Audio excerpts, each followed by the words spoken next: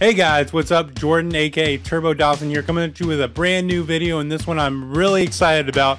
I know I say that every time, but this one I am actually really excited about. I've been thinking about for a long time doing some kind of NASCAR weekly series on YouTube. We'll cover NASCAR news, opinion, some odd history. Y'all know I love my odd history, and whatever else racing related we feel like getting into. This will become a weekly series. Today's video will be a little different. I want to start the series off by talking a little bit about my history in the sport, how I got into it, what I've done in the sport, all that kind of fun stuff. I thought this would be a really good place to start. So if that's something you guys are excited about, make sure you smack that like button. I'm really excited about this.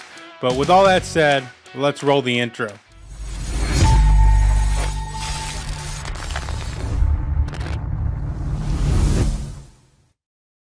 Before we get into the video, I do want to mention I do want to come up with a name for this series, this NASCAR show series, whatever you want to call it. So if you guys have any names or suggestions, please let me know in the comments. I'm having the hardest time figuring out a name for some reason. I just can't stick with one. So again, if you guys have any suggestions, make sure you let me know in the comments. But let's finally get into the video and let me tell you a little about my story and how I got into NASCAR. So my first NASCAR memory came when I was probably about five or six, maybe four even. We were watching a race with my grandparents at the time at their house. I think the race was at Charlotte. They were racing at Charlotte at the time. And my grandmother said, hey, why don't you guys pick a favorite driver that you guys can root for? And I was like, hey, whoever wins this race, that's who I'm going to root for going forward. And lucky for me, the race ended up being won by Jeff Gordon. So, of course, Jeff Gordon went on to have a very successful career. So I had a lot to cheer on, or a lot to cheer for going forward, and so that was awesome that I just lucked out by Jeff Gordon winning that race. And after that, my grandma would take us to a lot of the local racetracks like Hendrick Motorsports Speedway, a lot of the race shops in the area. Fortunately, she lives in Statesville, right outside of Charlotte and Morrisville, where all the race teams are pretty much located. So we went and visited a lot of race shops. We went to all the fan events, as you can see in the pictures. We even got to go up and close to the cars when you could actually go in the race shops and see the cars up close and personal, so which is a super cool experience, especially when you're that little, to be able to experience that. I really hate that kids can't experience it like I was able to at the time. Like I said, we also went to fan events like this 97 Winston event. Went to many other races. Whatever we could do racing related, we went to, including summer shootout. Whatever you can think of, we did that. So one of my favorite memories has to be this picture taken in 1995 at Charlotte Motor Speedway, waving that checkered flag. Just a really cool picture. It's really fun to look back on and see how long I've been in the sport and been a fan of the sport. So the first actual NASCAR races I was able to go to were actually at North Wilkesboro Speedway in 1996. I know not many fans can say that today, that they were there for the last race, but I am fortunately one of those, and it's definitely one of my favorite memories I'll ever have. Of course, Terry Labonte won in the Iceman paint scheme, the first race in 1996, and then Jeff Gordon actually won the very last race there held at North Wilkesboro Speedway. Well, Jeff Gordon getting ready to climb out of the car. They had been racing at North Wilkesboro Speedway 22 years when Jeff Gordon was born in 1971. And now he gets his first win in the final at North Wilkesboro Speedway. Rick Hendrick is Carl ready to congratulate him. What an emotional moment here. A young man who is charged to lead this sport in the next century writes the final chapter on a racetrack that was there at NASCAR's beginning. Here is Jeff Gordon out of the race car. Yeah!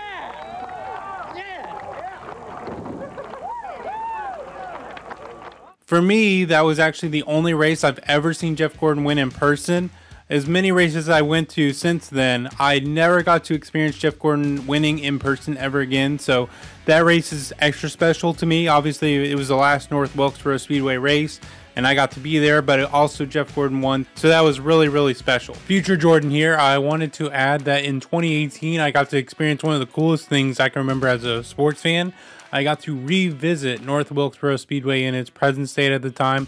Of course, I'll throw some pictures up for you guys to check out some of the pictures I captured while I was there, but it was definitely really neat to be able to go back to my first racetrack, the first place I ever attended a NASCAR race. I hated seeing it in that state, which was a bummer, but man, it was so cool to go back, especially seeing the old Winston Cup logos, and just brought back so many memories. It was so much fun. Fortunately, Dale Jr. and Marcus Smith from SMI have gone back to the racetrack since then and cleaned it up. That way the track could be added to the iRacing racing service. which has been really cool to go back and race it. So again, I wanted to throw this in there even though it was an actual racing experience, but it was really cool to go back and relive it, and I hope you guys enjoyed checking out a few of these pictures. After NASCAR stopped racing at North Wilkesboro Speedway, we ended up going to Darlington for quite a few years. We sat on the backstretch, middle of the backstretch, and very top since I was so short, so we could stand on the bleachers and see the entire racetrack. One of the coolest memories I have there, of course, is I was there in 2003 when Ricky Craven and Kurt Busch had their epic battle to the win. Here he comes, here he comes. Who's going to get off? Here he comes, here he comes. He's got him this time. It's going to be a drag race. Wow, they touch, they touch. Craven got him. Craven got him. Craven got him. And Craven. All right, what a finish. Have you ever? That'll definitely be a special memory to me to be able to say I was there for that moment. Now, when Darlington moved their race weekend to Mother's Day, unfortunately that was difficult with our schedule to keep going to that race. So after that, we ended up going to Charlotte, going to the Charlotte races. I was probably in about middle school at that point, and ever since then, I've been to at least one Charlotte race every year. And I'll just say I'm over 30, so that's quite a few races. I've completely lost track. And I've seen some special races at Charlotte as well, but I've also been able to go to places like Bristol, Martinsville, Richmond, Daytona, probably a few others I can't remember. So I've been to quite a few races. Like I said, I've lost track. So I'm really fortunate that I've been around the sport and been able to experience a lot of different things and seen a lot of different things. So since going to Charlotte for probably about 5 years, back in the early 2010s, I believe, maybe a little before that. So fortunately, we had a contact in the sport of NASCAR that was able to get me hot passes along with my grandmother, who of course wanted to keep going to me with the races. So of course we got to go in the garage and see the cars up close and personal when the teams were fixing them, able to get drivers' autographs, got some really epic pictures as you guys are going to see as I go through some of these pictures. I was able to be there right outside of Victory Lane when Denny Hamlin won the All-Star race, when Dale Jr. won his last race only race at Martinsville. So to be able to have those experiences as well, of course, made me a bigger fan, but also made me want to get involved in the sport just because I had a big passion for it.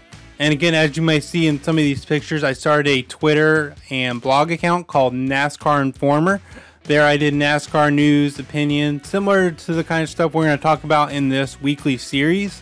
And it grew pretty well, but I wanted to do a little bit more. So thankfully, I was hired by NASCAR Pole Position magazine. As you'll see, here's a picture of a NASCAR Pole Position magazine cover, as well as a picture with me and Jeff Gordon wearing my NASCAR Pole Position shirt. As I was doing NASCAR Pole Position social media, I was able to still have access to the garage and got to experience some cool things. So to be able to work for an actual NASCAR magazine and be involved in the sport in that way was really cool. I wrote a couple blogs, articles for them as well, along with my NASCAR Informer stuff I was doing at the time. And I did that for a few years. Along with that, I wanted to get involved at the local level. And here in North Carolina, in the area I live in, there's the Wake County Speedway. I reached out to them and I said, hey, I want to get involved.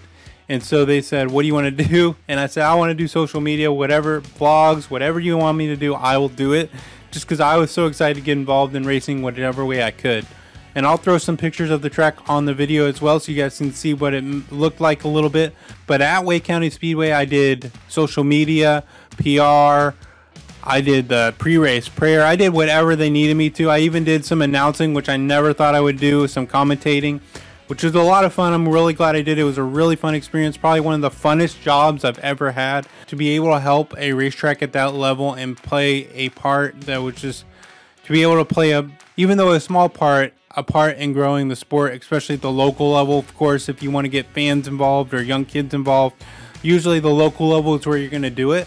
So to be able to be involved with that, I did that for about 2 years. It was really fun. Probably, like I said, one of the funnest things I've ever done. Now, after I was working for NASCAR Pole Position and Wake County Speedway, that kind of came to an end. I had some other matters I needed to take care of, including my family. I now have 2 daughters. But since then, I've still been super involved in the sport, watching every race, going to races all the time, getting my friends and family involved and going to races whenever I can.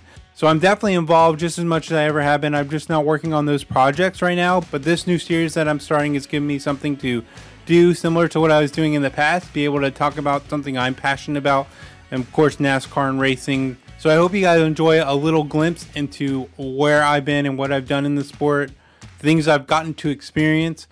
And I'm really looking forward to talking about NASCAR and racing with you guys and what this YouTube series can become. One day I hope to have maybe some guests on here. We'll do some fun things, maybe some giveaways. But as I said, I also want to cover news, NASCAR history stuff. But obviously we spent most of our time talking about me, which I don't normally like to do, but I thought it'd be fun to share my story. But before we go, I did want to talk a little bit about the rumor about how the Hendrick Motorsports number 48 car may not return next year. Of course, with Jimmie Johnson retiring, and I do not believe he will come back. He's already said that, even despite being out of the car for a few months and maybe missing some races and everything that's going on this year, he still does not seem to have a desire to come back. So, of course, that's where the talk of potentially the 48 going away, because, of course, Hendrick Motorsports has not announced another driver for that car. Of course, Keselowski was rumored, but nothing concrete has ever come of that. So again, that's where the rumor of maybe the 48 car will go away from the 4-car operation they currently have. My thoughts are it would be very, very weird to not see the 48 car out there ever since 2001 when Jimmie Johnson's rookie year began. But at the same time, we no longer see the 5 car out there or the 25 car out there that's been a part of Hendrick Motorsports ever since I can remember. So it's not so odd to me to see the 48 car number potentially go away.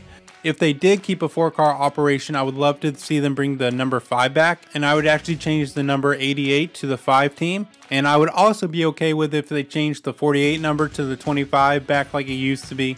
But bringing it back, if they dropped to 3-car team and drop the 48 car, I think I would be okay with that. Of course, you got to do what's best for the organization, but like I said, when I saw this rumor, the first thing I thought of was let's bring back the old Hendrick Motorsports car numbers, whether that's a 3-car team or a 4-car team. I would love to hear your thoughts in the comments. What do you guys think? Should the 48 car run next year? Should they close it down? If they do, what number should they run? Of course, leave a comment down below. And lastly, before we go, I did want to read one odd history note. Of course, as I mentioned, we do want to cover some odd history or NASCAR history in this series. That's something I love doing. I love history. I love learning about where things have been, where they're going, and how we got there, especially in racing, of course.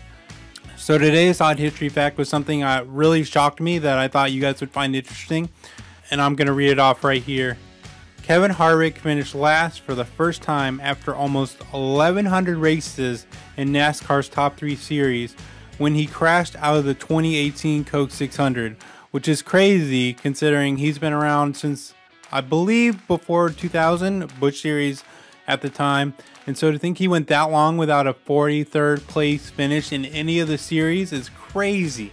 So of course, we'll cover more odd history or other history stuff in the future. If you guys have odd history facts that you guys want to share in the comments, of course, you're more than welcome to do that as well. I hope you guys have enjoyed the series. If you have, again, I would appreciate if you dropped a like, subscribe if you guys want to see the next one. I do also want to mention that I do stream on Twitch, twitch.tv/TurboDotson. There will be a link in the description for you guys to come hang out there. I hope to see you guys in the next live stream. If not, I hope to see you guys hanging out in the next video in the comments. But I hope you guys have an awesome day. And until then, I will see you later.